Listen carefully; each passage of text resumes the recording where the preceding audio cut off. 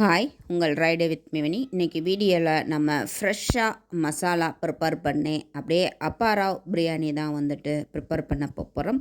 So இந்த அப்பாராவ் பிரியாணிக்கு அருமையாக நல்லா சுக்கு பொடியெல்லாம் போட்டு எப்படி ப்ரிப்பேர் பண்ணுறது அப்படின்னு சொல்லிட்டு நான் இதில் உங்களுக்கு ஸ்டெப் பை ஸ்டெப்பாக சரியான அளவுகளோடு சொல்லியிருக்கேன். ஸோ வீடியோவை ஸ்கிப் பண்ணாமல் பாருங்கள். இது வழக்கமான பிரியாணி மாதிரி இல்லாமல் டிஃப்ரெண்ட்டாக குக்கிங் ஸ்டைலும் டிஃப்ரெண்ட்டாக இருக்கும், டேஸ்ட்டும் டிஃப்ரெண்ட்டாக ரொம்பவே ரிச்சாக இருக்கும். ஸோ அந்த அப்பாராவ் பிரியாணியை ப்ரிப்பேர் பண்ணிவிட்டு வாழலையில் வச்சு சாப்பிடும் பொழுது வேறு லெவலில் இருக்கும். ஸோ வாங்க எப்படி ப்ரிப்பேர் பண்ணுறதுன்னு பார்க்கலாம்.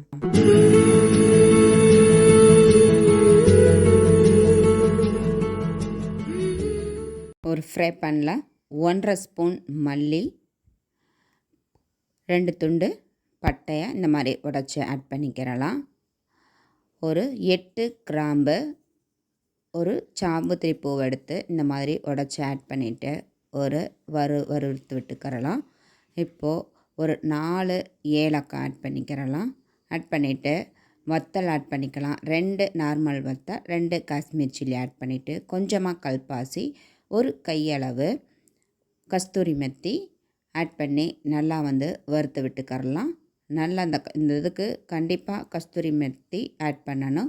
நல்லா வறுபட்டதுக்கு அப்புறமா 1 ஸ்பூன் சுக்கு பொடி ஆட் பண்ணிவிட்டு இதை கருக விட்டுறக்கூடாது. மெயினாக அதுதான் இம்பார்ட்டன்ட். ஸோ நல்லா வறுத்து விட்டாச்சு. இது இப்போ ஆறட்டும். அது வறுபடும் பொழுதே பார்த்திங்கன்னா அந்த ஃப்ளேவர் அப்படியே கமகமாண்டு வரும். இப்போது ஆறிடுச்சு. மிக்ஸி ஜாருக்கு மாற்றி இதை நல்லா பவுடர் பண்ணி எடுத்துகிட்டு வந்துக்கரலாம். பாருங்கள், சூப்பராக பவுடர் பண்ணியாச்சு.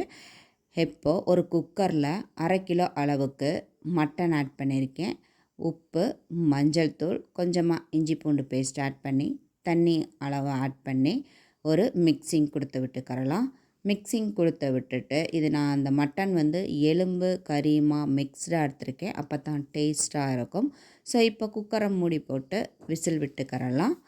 இன்னொரு பக்கமாக ஒரு பாத்திரத்தில் நெய் ஆட் பண்ணிக்கிறலாம். ஆட் பண்ணிவிட்டு பிரிஞ்சி இலை, ஒரு ஸ்டார் பூ, ஒரு துண்டு பட்டை, ஒரு 3 கிராம்பு, 2 ஏலக்காய் ஃப்ளேவருக்காக ஆட் பண்ணி இதை நல்லா தாளித்து விட்டுக்கரலாம். இந்த தாளிக்கும் பொழுது ஃப்ளேவர் அப்படியே கமகமாண்டு வரும்.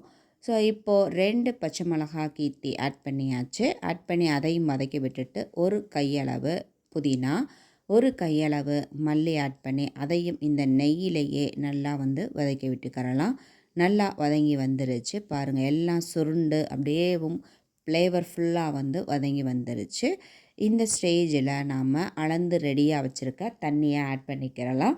நான் இந்த கிளாஸில் தான் 3 கிளாஸ் ரைஸ் எடுத்திருக்கேன். ஸோ 3க்கு டபுள் மடங்காக 9 கிளாஸ் தண்ணி ஆட் பண்ணிகிட்ருக்கேன். ஸோ இது நல்லா கொதித்து வந்துக்கிட்டு இருக்குது. இப்போது 1/2 hour ஊற வச்சு வாஷ் பண்ணி வச்சுருக்க ரைஸை தண்ணி இல்லாமல் ஆட் பண்ணிக்கிறலாம். ஆட் பண்ணிவிட்டு இந்த ரைஸ்க்கு தேவையான அளவு உப்பும் ஆட் பண்ணி ஒரு மிக்சிங் கொடுத்து விட்டுக்கிறலாம். நல்லா மிக்ஸ் பண்ணி விட்டாச்சு. நல்லா இது கொதித்து குக்காயிக்கிட்டு இருக்குது. குக்காயி தண்ணி எல்லாமே வற்றி இந்த மாதிரி நமக்கு மேலே பார்த்தோம் அப்படின்னா தண்ணி இல்லாதது மாதிரி இருக்கும். பட் இந்த மாதிரி மிக்ஸ் பண்ணி விட்டோம் அப்படின்னா தண்ணி வரும். ஸோ அந்த மாதிரி ஒரு மாதிரி சொத அப்படிம்போம்ல, அந்த ஸ்டேஜில் நல்லா லெவல் பண்ணி விட்டுட்டு ஒரு நல்லா டைட்டான மூடியை போட்டு மூடிடலாம். இந்த நாம் போட்ட மூடியில் பார்த்திங்கன்னா ஹோல் இருக்குது. ஸோ அதனால் அதில் ஒரு புதினா காம்பை வச்சு அந்த ஹோலை மூடி விட்டுட்டு இந்த மூடிக்கு மேலே நல்லா ஒரு வெயிட்டையுமே நான் வச்சு விட்டுட்டேன். வச்சுட்டு அப்போ தான் ஏர் போகாமல் வெளியில் போகாமல் இருக்கும். ஸோ குயிக்காக குக் ஆகும். வெயிட்டை போட்டு அப்படியே வச்சுட்டேன். ஒரு 5 மினிட்ஸ்க்கு மீடியம் ஃப்ளேமில் குக் ஆகட்டும். இப்போது ஒரு கடாயில் எண்ணெய் ஆட் பண்ணிக்கலாம். இதுக்கு கொஞ்சம் எண்ணெய் தூக்கலாக ஆட் பண்ணிக்கிறணும். அதில் கட் பண்ணி வச்ச 2 பெரிய வெங்காயத்தை ஆட் பண்ணி நல்லா வதக்கி விட்டுக்கிறலாம். வெங்காயம் நல்லா பொன்னிறமாக இந்த மாதிரி வதங்கி வரணும். வதங்கி வந்ததும் 1 ஸ்பூன் இஞ்சி பூண்டு பேஸ்ட்டை ஆட் பண்ணி நல்லா அதோட பச்சை வாசம் போய் ஃப்ளேவர் வர்ற வரைக்குமே வந்து நல்லா வதக்கி விட்டாச்சு. இப்போது அதில் வந்து இந்த வதங்கின வெங்காயம் பூண்டு கூடவே வந்து கொஞ்சமாக மஞ்சள் தூள், 1 ஸ்பூன் மிளகாய்த்தூள். இந்த மிளகாய்த்தூள் வந்து உங்கள் காரத்துக்கு ஏற்றாப்புல வந்து ஆட் பண்ணிக்கோங்க. நல்லா வந்து இதை வதக்கி விட்டுக்கறலாம். இந்த ஸ்டேஜில் இந்த மிளகாய்த்தூள் ஆட் பண்ணும் பொழுது அதோட அந்த கலரை தூக்கி கொடுக்கும். அதுக்காகத்தான் பாருங்கள் இப்போவே எப்படி வந்து அட்ராக்டிவாக இருக்குது அப்படின்னு சொல்லிட்டு ஒரு கையளவு கருவேப்பிலை ஆட் பண்ணிக்கிறலாம். இதுக்கு கருவேப்பிலை ஃப்ரெஷ்ஷாக போடும் பொழுது அதோட ஃப்ளேவரை தூக்கி கொடுக்கும். நல்லா அந்த கருவேப்பிலையும் போட்டு நல்லா வதக்கி விட்டதுக்கப்புறமா 2 தக்காளியை பேஸ்ட் பண்ணி எடுத்திருக்கேன். அதையும் இது கூடவே வந்து ஆட் பண்ணி நல்லா அந்த தக்காளியோட பச்சை வாசம் போய் நல்லா வதங்கி நல்லா எண்ணெயெல்லாம் பிரிஞ்சு வர்ற அளவுக்கு நல்லா வதக்கி விட்டாச்சு. பாருங்கள் அப்படியே தகன்னு மின்னும் அந்த தக்காளி எல்லாம் வதங்கி எண்ணெய் பிரிஞ்சு வரும் பொழுது. ஸோ இப்போ ஒரு மிக்சிங் கொடுத்து விட்டுக்கிறலாம். நல்லா மிக்ஸ் பண்ணி விட்டு அந்த தக்காளி பாருங்கள் நல்லா சுருண்டு வந்துருச்சு வதங்கி. இப்போது நாம் குக் பண்ணி வச்சுருக்க அந்த மட்டன் பீசஸை மட்டும் இந்த கிரேவியில் வந்து ஆட் பண்ணிக்கிறலாம். ஆட் பண்ணி நல்லா ஒரு நிமிஷத்துக்கு வந்து வதக்கி விட்டுக்கிறலாம். நல்லா வதக்கி விட்டாச்சு. வதக்கி அந்த மட்டன் கிரேவி எல்லாம் வந்து மிங்கிள் ஆகிற அளவுக்கு வதக்கி விட்டாச்சு. இந்த ஸ்டேஜில் நாம் ஃப்ரெஷ்ஷாக பொடி பண்ணி வச்சுருக்க அந்த பொடியை வந்து ஆட் பண்ணிவிட்டு கொஞ்சமாக உப்பும் ஆட் பண்ணிக்கலாம். ஏற்கனவே மட்டன் குக் ஆகும் பொழுதே உப்பு ஆட் பண்ணியிருக்கோம். ஆட் பண்ணி நல்லா மிக்ஸ் பண்ணி விட்டுக்கிறலாம். நல்லா வந்துட்டு மிக்ஸ் பண்ணி விட்டாச்சு. எல்லாமே வந்துட்டு மிங்கிள் ஆகிருச்சு. இப்போ நம்ம மட்டன் வேக வச்ச தண்ணியை வந்து இதில் ஆட் பண்ணிக்கிறலாம். ஆட் பண்ணிவிட்டு நல்லா மிக்ஸ் பண்ணி விட்டுக்கிறலாம். மட்டன் வேக வச்ச தண்ணியே போதுமானதாக இருக்கும். எக்ஸ்ட்ரா தண்ணி வேண்டியதில்லை. இது நல்லா வந்துட்டு கொதிஞ்சு எண்ணெய் பிரிஞ்சு நல்லா வந்து தயாராகிருச்சு. இப்போ ஒரு மிக்சிங் கொடுத்து விட்டுக்கிறலாம். இந்த கன்சிஸ்டன்சிக்கு வந்து இந்த கிரேவி இருக்கிற மாதிரி பார்த்துக்கோங்க. இப்போது இது மேலே வந்துட்டு ஒரு கையளவு பொடிசாக கட் பண்ணி வச்ச மல்லி இலையை தூவி ஒரு மிக்சிங் கொடுத்து விட்டுக்கிறலாம். சூப்பராக இருக்குது பாருங்கள். பார்க்கும் பொழுதே நமக்கு சாப்பிடணும் தோணும் இல்லைங்களா? ஸோ இந்த மாதிரி தான் இதோட ப்ரிப்ரேஷன் இருக்கும். கமகமான மட்டும் இல்லாமல் கண்ணுக்கு அப்படியே விருந்தாகவும். இப்போ அது மேலே 1 ஸ்பூன் நெய் ஆட் பண்ணிக்கலாம். இந்த நெய் ஃப்ளேவர் உங்களுக்கு பிடிக்கும் அப்படின்னா ஆட் பண்ணிக்கோங்க. இல்லாட்டி வந்து ஸ்கிப் பண்ணிடலாம். இப்போ ஒரு மிக்சிங் கொடுத்து விட்டுக்கிறலாம். கொடுத்து விட்டுட்டு ஸ்டவ்வை ஆஃப் பண்ணிடலாம். நமக்கு தேவையான கிரேவி ரெடி ஆகிடுச்சு. இப்போது சாதத்தை பார்க்கலாம். சாதம் பாருங்கள் நல்லா வந்துட்டு 5 நிமிஷம் கழித்து அப்படியே ஸ்டவ்வை ஆஃப் பண்ணிவிட்டு அப்படியே விட்டாச்சு. இப்போது பொலன்னு உதிரியாக வந்து சாதமும் ஒன்றோட ஒன்று ஒட்டாமல் தயாராகிருச்சு. என்னடா வீடியோ ஸ்டார்டிங்கில் வந்து பிரியாணின்னு சொன்னாங்க, அதுவும் அப்பாராவ் பிரியாணினாங்க, ரைஸ் தனியாக கிரேவி தனியான்றீங்களா? வாங்க அது எப்படி சாப்பிடணும் அப்படின்னு சொல்கிறேன்.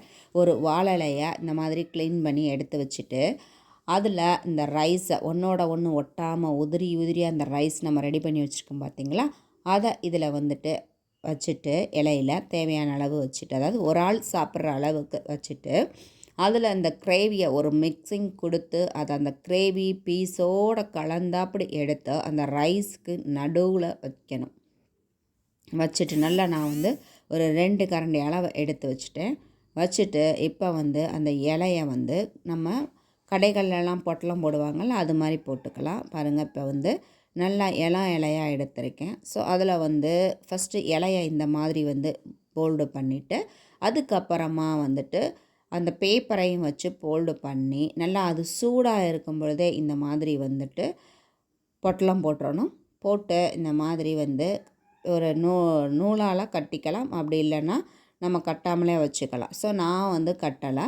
இதை அப்படியே வந்து ஃபோல்டு பண்ணிவிட்டு அப்படியே திருப்பி அப்படியே வச்சுட்டேன். ஒரு 2 நிமிஷத்துக்கு வந்து அப்படியே விட்டுட்டு அதுக்கப்புறமா நம்ம வந்து இப்போ திறந்து பார்க்கலாம். பாருங்கள் அப்படியே அந்த இதை பார்சலை வந்து நம்ம ஓப்பன் பண்ணும்போதே கமகமான ஃப்ளேவர் பக்காவாக இருக்குது.